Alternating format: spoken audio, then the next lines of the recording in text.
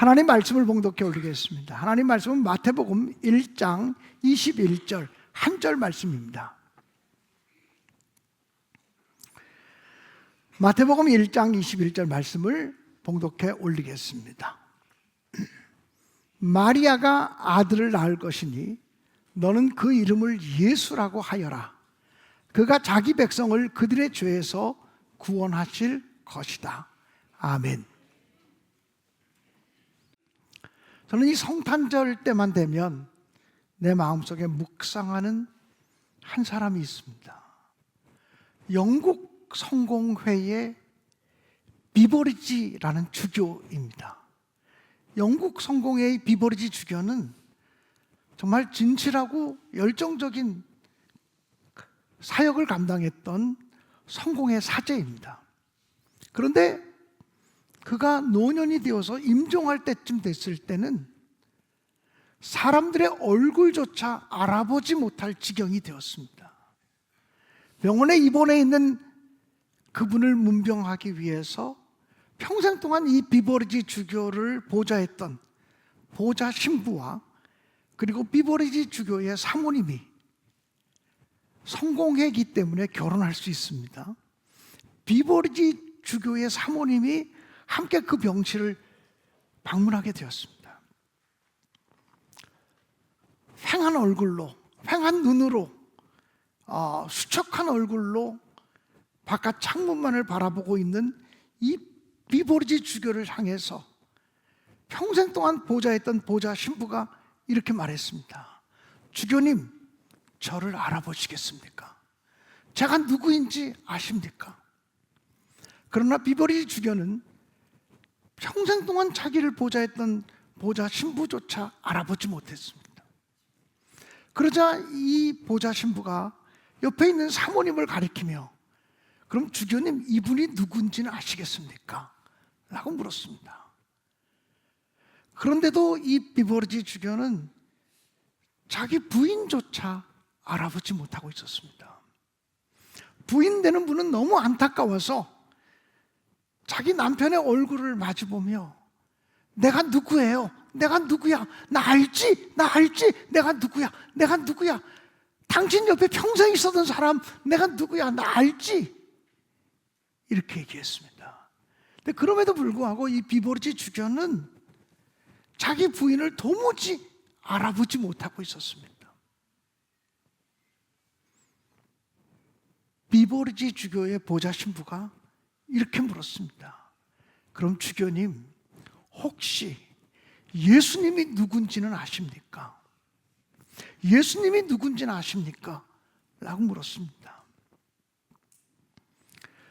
그러자 이 비버리지 주교는 진정대 주사라도 한 대 맞은 것처럼 눈에 초점이 맞춰지고 얼굴에 생기가 돌면서 그리고 자기 옷 매무새를 단정히 하고 이렇게 말했습니다. 내가 예수님이 누구신지 알지요. 내가 예수가 누구신지 알지요.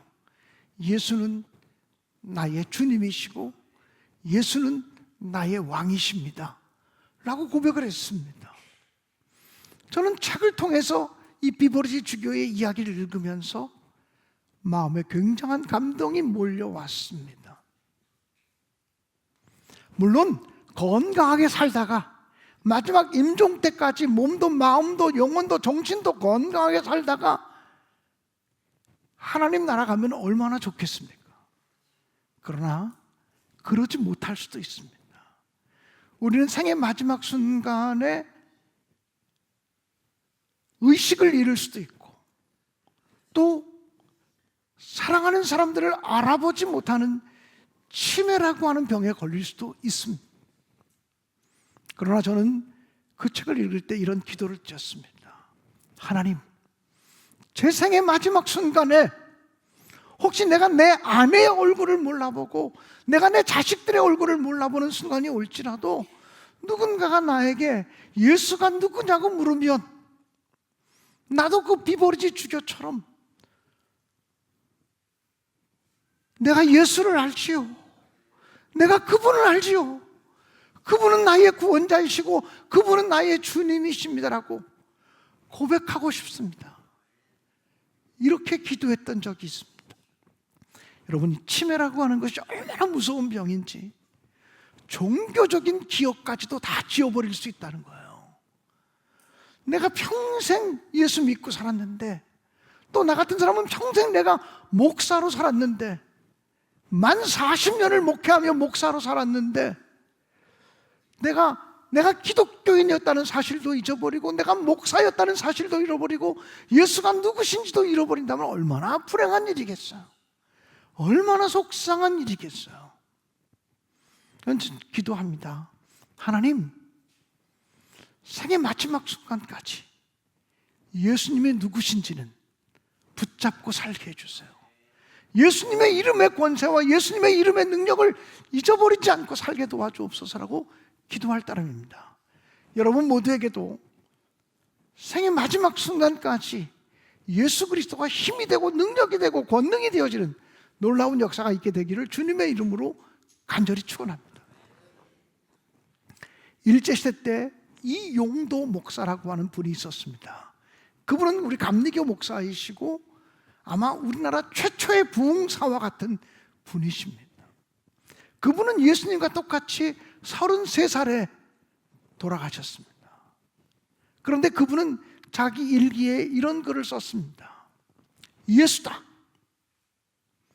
내 신앙의 초점은 예수다. 내 시선도 예수다. 내 소망도 예수다. 나는 생시에도 예수, 잠꼬 대도 예수, 살아도 예수, 죽어도 예수다. 먹어도 예수, 일을 해도 예수, 내 삶의 모든 것은 예수다 라고 고백을 했고, 정말 불꽃처럼 자신의 몸을 불태우면서 오직 예수를 위해서 살았던 분이었습니다. 얼마나 예수처럼 가난하게 살았든지, 거지를 보며 너무 불쌍해서 자기의 옷을 벗어주려고 하니 거지가 오히려 자기의 옷을 벗어주면서 목사님이 이 옷을 입으시는 것이 좋겠다고 할 정도로 가난하고 청빈하게 살았던 목사님이시기도 합니다. 사랑하는 여러분, 예수라고 하는 이름은 이 세상에 있는 모든 이름 중에 가장 존귀하고 아름다운 이름이라고 믿습니다. 사실 예수님은 많은 사람들로부터 칭찬과 존귀와 경배를 받는 이름이기도 하지만, 예수라고 하는 이름만큼 많은 사람들에게 도전을 받고 모욕과 멸시를 받고 핍박을 받았던 이름도 없을 것입니다. 오늘날도 우리가 예수의 이름을 귀하게 여기는 이유는 무엇입니까? 예수님의 이름이 존귀한 이유는 무엇입니까? 예수의 이름이 존귀한 이유는 예수의 이름으로 구원받기 때문입니다. 아들을 낳으리니 그 이름을 예수라 하라. 그는 자기 백성을 죄에서 구원할 자이심이니라고 말했습니다. 예수라고 하는 이름의 뜻은 예수님은 구원이시다 라는 뜻입니다. 예수님은 구원이시다. 예수를 통해서만 구원받을 수 있고 예수를 통해서만 죄사함 받을 수 있다라고 하는 사실입니다.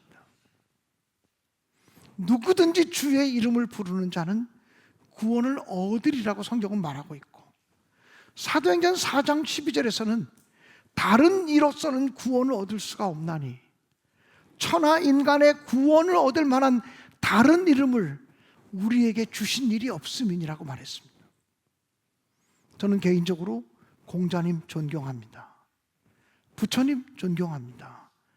인류 문화 역사 속에 가장 큰 어른이라고 생각합니다. 그렇지만 부처님의 이름으로 구원받을 수 없습니다. 공자님의 이름으로 구원받을 수 없습니다. 내가 곧 길이요 진리요 생명이니 나로 말미암지 않고는 아버지께로 올 자가 없다고 말씀하신 예수 그리스도의 이름으로만 구원을 받습니다. 다른 이로서는 구원을 얻을 수가 없나니 천하 인간의 구원을 얻을 만한 다른 이름을 너희에게 주신 일이 없다고 성경은 아주 명백하게 선포하고 있습니다. 저는 개인적으로 초등학교 4학년 8월 달에 구원의 확신을 얻었습니다.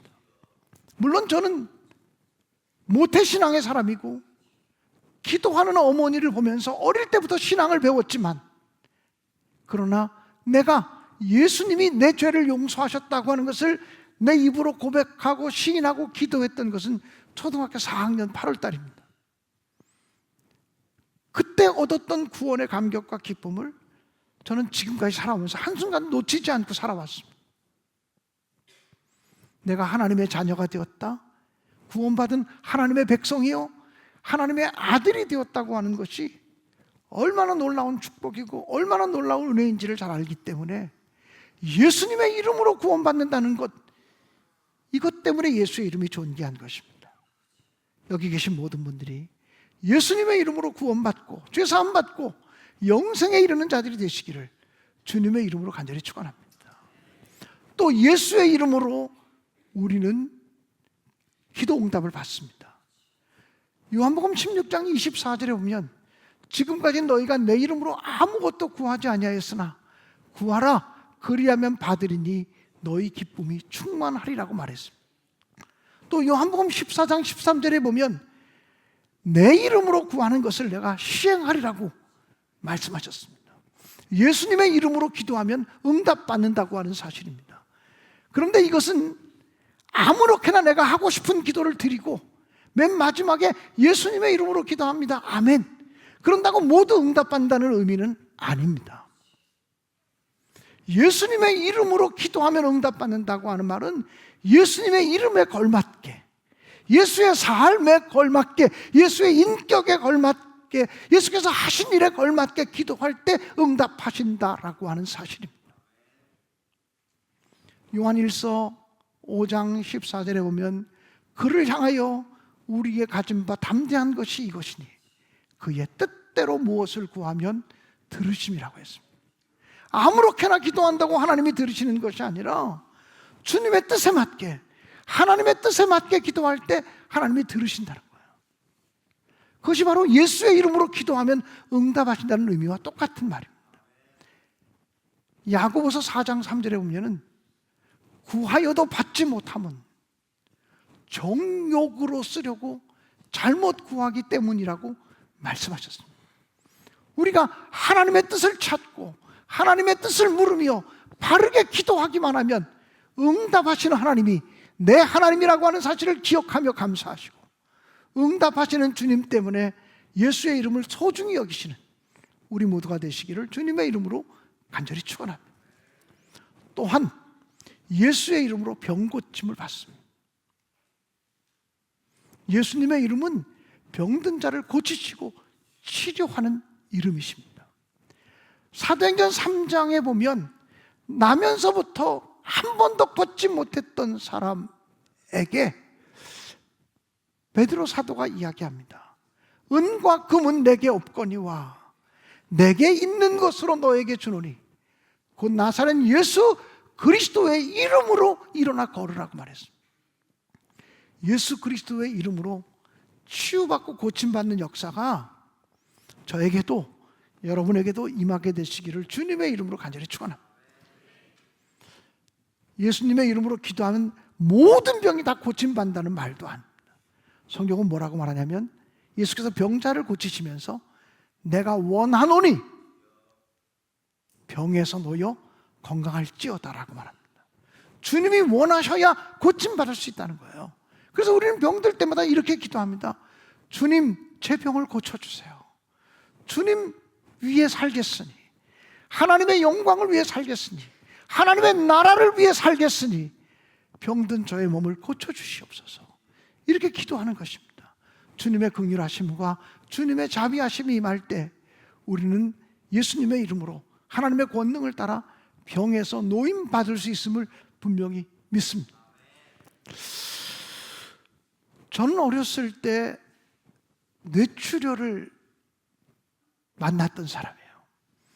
지금도 뇌 사진을 찍어보면 오른쪽 뇌로 올라가는 엄지손가락보다 더 굵은 핏줄이 다 막혀 있다 그래요. 하나도 기능을 안 한대요. 병원에서 아니 오른쪽 뇌로 올라가는 핏줄이 완전히 막혔는데 어떻게 지금까지 살았는지 신기하다고 말하는 사람이에요.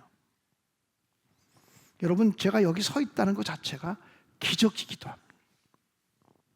저는 다른 사람에게는 없는, 그래서 목 쪽에 모세혈관이 엄청 많이 발전되어 있대요. 실핏줄이 엄청나게 많이 자라나서 그 모세혈관이 저의 뇌 속에 피를 공급해서 지금까지 살아왔다라고 하는 거예요. 제가 어렸을 때 우리 어머니가 제가 반신마비가 돼서 걷지도 못하고 움직이지도 못할 때 얼마나 간절히 기도했는지 저는 기억하고 있어요. 그때 어머니의 눈물을 평생 잊을 수가 없어요. 그리고 저도 함께 기도하면서 고침받았던 기억이 있기 때문에 저는 내가 고침받은 것은 하나님의 은혜라고 하는 것을 한순간도 잊어본 적이 없어요. 사랑하는 여러분, 예수 그리스도 이름으로 병고침 받을 수 있습니다. 그 사실을 믿고 하나님을 신뢰하며 기도함으로 병고침의 은혜를 경험하는 우리 모두가 되어지기를 또한 주님의 이름으로 간절히 축복합니다. 예수의 이름이 귀한 것은 예수의 이름으로 승리하기 때문입니다. 우리가 예전에 불렀던 아주 고전적인 복음 찬송가 중에 예수 이름으로 승리를 얻었네, 예수 이름으로 승리를 얻었네라고 하는 찬송을 불렀던 것을 기억하실 것입니다. 요한 1서에 보면 하나님께로서 난 자마다 세상을 이기는지라 그랬어요. 세상을 이기며 살아가는 것이 얼마나 힘듭니까? 이 세상을 그냥 살아가는 것도 힘든데 세상을 이기며 살아간다는 것이 얼마나 힘들어요. 하나님께서 여러분 한 분 한 분에게 함께 하셔서 세상을 이기며 살아갈 수 있는 권능과 능력을 베풀어 주시기를 주님의 이름으로 간절히 축원합니다. 여러분, 크리스마스라고 하는 말은 크라이스트, 미사, 이 두 단어가 연합되어진 단어예요. 크라이스트라는 말은 예수라고 하는 말이고 미사라고 하는 말은 예배라는 말이에요.